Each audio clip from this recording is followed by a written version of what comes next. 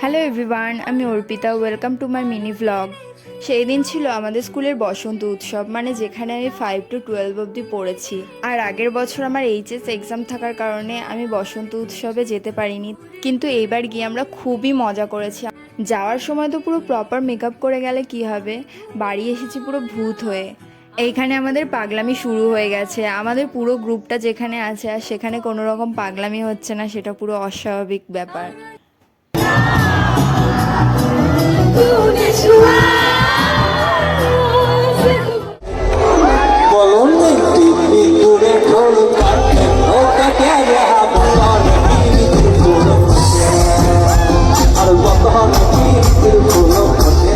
প্রচুর নাচানাচি করার পর তারপরে ওরা সবাই বাড়িতে চলে গেল, দেন আমরাও বেরিয়ে পড়লাম।